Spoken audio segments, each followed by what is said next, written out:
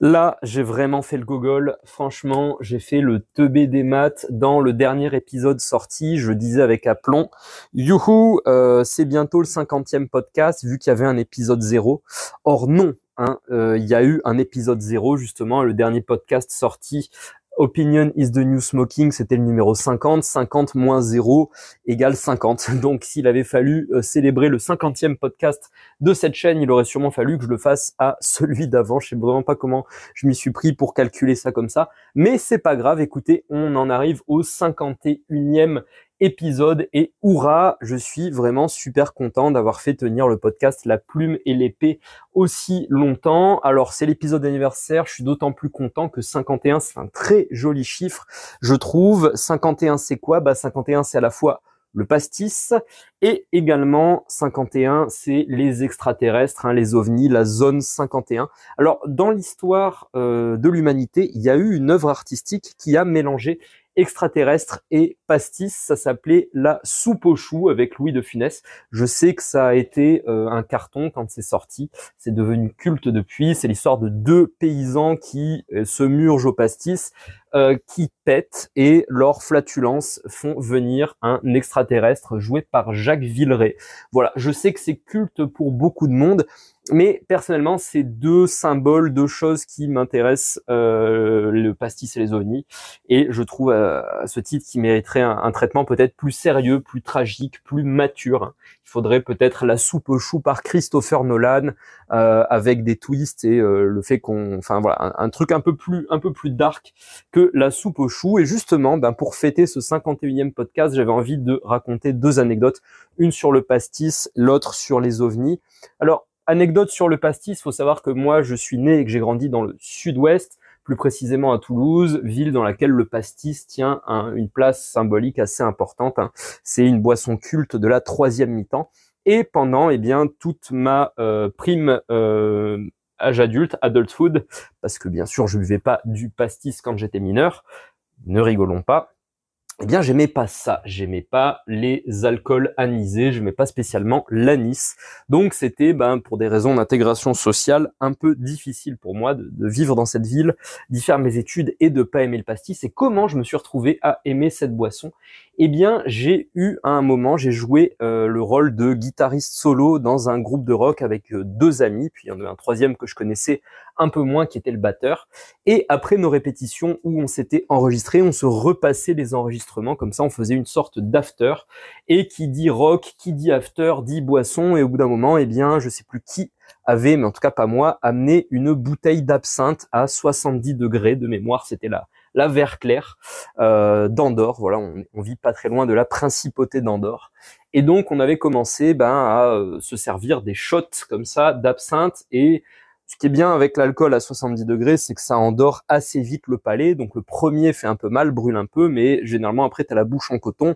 Le 2, le 3, le 4, et ainsi de suite, passe beaucoup mieux et à la fin tu les sens plus. Bon, c'est pas du tout eu un encouragement à boire de l'alcool fort, hein, vraiment avec modération, avec responsabilité. Je raconte juste une expérience personnelle. Mais donc j'ai aimé le pastis en aimant l'absinthe. Voilà, en apprenant d'abord à boire de l'absinthe, et comme l'absinthe est anisée, derrière, j'ai pas eu de problème à boire le pastis. Pastis qui est une très belle boisson parce qu'elle mélange parfois jusqu'à 50 plantes, hein, les anglois, j'allais dire les anglo-saxons, mais c'est un truc d'anglais. Les anglois ont le gin aussi qui mélange beaucoup d'ingrédients comme ça, qui donne un spiritueux transparent. Et nous, en France, on a plus de sens esthétique quand même. Cocorico, on a des spiritueux colorés. Hein, le pastis, d'ailleurs, j'ai un ami récemment qui m'a servi du pastis bleu schtroumpf, c'était très très bon pastis. Voilà, j'endorse pas spécialement la marque 51 quand il s'agit de pastis. Aujourd'hui, j'aime bien les trucs un peu plus haut de gamme. Mais voilà, c'est un peu le cœur du savoir-faire français, en tout cas du Sud, parce que bien sûr, si tu as grandi dans les Alpes, il y a la chartreuse, qui peut être également très alcoolisée et contenir beaucoup de plantes différentes. Très bonne la chartreuse, mais il se trouve que j'ai grandi dans le sud et pas dans les Alpes, donc voilà, je suis plus attaché aujourd'hui au pastis. Et pour ce qui est des extraterrestres, mon anecdote, en fait, non, je vais pas la raconter dans ce podcast, tout simplement parce qu'on est sur une chaîne publique et j'aurais peur que le FBI, le French Bureau of Investigation, débarque chez moi et eh bien me kidnappe pour avoir révélé des vérités cachées. Donc voilà, on est sur une chaîne de littérature et pas une chaîne de vérités cachées, raison pour laquelle je préfère garder pour moi mon anecdote avec les ovnis. Alors, 52e podcast, eh bien 52e fois que je regarde sur mon petit tableau en Velleda. Voilà, je me suis dit pour cet épisode anniversaire, excusez-moi pour ma gorge, je ferai pas un réenregistrement juste pour ça. Je me suis dit que pour cet épisode anniversaire, ça pourrait intéresser les auditeurs, les auditrices, que je partage un peu mes méthodes de production de ce podcast. Eh bien, j'ai un petit tableau à peine plus grand qu'une feuille A4 en Velleda, avec un marqueur noir, décidément. J'ai pas bu de pastis. Hein. Peut-être que justement, si j'avais bu du pastis, je tousserais pas dans ce podcast. Ou alors c'est un coup des ovnis. Donc j'ai mon petit tableau en Velleda sur lequel j'écris au marqueur noir et j'écris les idées que je vais développer, les exemples que je vais donner dans ce podcast. C'est le minimum pour faire un truc qui part pas dans tous les sens, et même avec ça, bah tu l'as remarqué au fil des épisodes, hein, j'ai du mal à me tenir à mon plan. Généralement, je pars dans des directions, je pars dans d'autres. J'espère que ça reste agréable à écouter pour toi.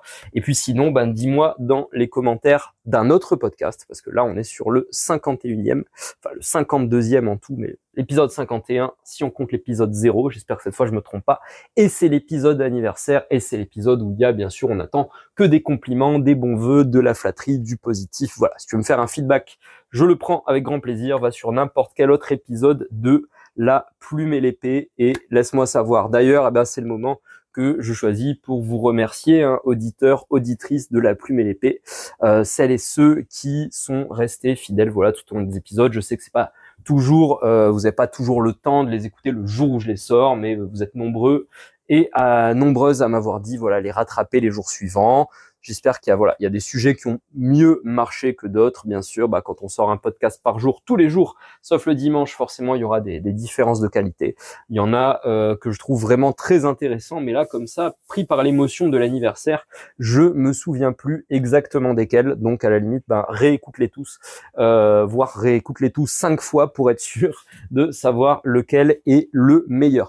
Alors, je me suis demandé si j'allais arrêter La Plume et l'Épée une fois arrivé comme ça à ce 51e épisode. C'était un peu voilà, la borne, le moment où j'allais faire le bilan. Ça me fait mal au cœur, franchement, d'arrêter ce podcast comme ça, net, de plus sortir d'épisodes. Même si j'avais des idées pour un autre format de podcast, voilà, qui avait l'air cool, qui allait peut-être me demander un peu plus, décidément, de travail, de préparation, mais qui était super canon comme ça sur le papier. Voilà, j'étais très content de mon format. Il faudra que je bosse dessus. Et puis, j'aimerais également me mettre à sortir un peu mes productions littéraires sur cette chaîne. Je sais que aujourd'hui, on a pas mal d'auditeurs, d'auditrices qui sont justement des auditeurs, des auditrices avant d'être des lecteurs, des lectrices, qui n'ont pas forcément le temps ou l'envie de se poser avec un livre, qui soit papier ou numérique, mais par contre qui n'ont rien contre le fait qu'on leur raconte une petite histoire dans les transports en commun, en voiture, ou je sais pas, sur le tapis de course, enfin bref, quel que soit le lieu dans lequel ils ou elles ont envie d'écouter l'histoire. Et j'ai d'ailleurs commencé à lire une de mes histoires, voilà, je l'annonce comme ça va me mettre la pression pour finir. Alors, à présent, pour ce qui est de finir justement de sortir ce premier épisode narratif que j'avais envie de vous faire, c'est pas trop la flemme mon problème, hein. Je suis quelqu'un de discipliné, je l'ai assez dit sur cette chaîne. C'est avant tout le problème des outils que j'utilise. Voilà, c'est le moment de faire de la mauvaise pub, mais je paye un abonnement premium à Canva, c'est avec ça que je monte eh bien mes podcasts ou mes miniatures. Et franchement, faire du montage sur Canva, même pour le nombre de fois où j'ai eu des bugs, des galères sur La Plume et l'Épée, c'est innombrable. Alors, j'ai pas envie d'arrêter mon abonnement à Canva parce que je trouve quand même que c'est un bel outil qui permet à des gens comme moi qui sont pas des Mozart du Photoshop de pouvoir quand même faire des choses qui ont visuellement un rendu pas mal du tout. Donc voilà, mais juste Canva si vous m'entendez, mais qu'est-ce qui se passe avec l'upload de fichiers? C'est super frustrant. Bon, je réessaie toutes les heures, voilà, sur mon épisode. J'espère que cet épisode va vite sortir. J'espère que je vais avoir moins de galères pour les épisodes suivants. Voilà, c'est la petite surprise, le petit cadeau, le petit bonus que j'avais envie d'annoncer sur ce podcast. Donc, j'espère bien qu'il y aura d'autres épisodes de La Plume et l'Épée qui sortiront.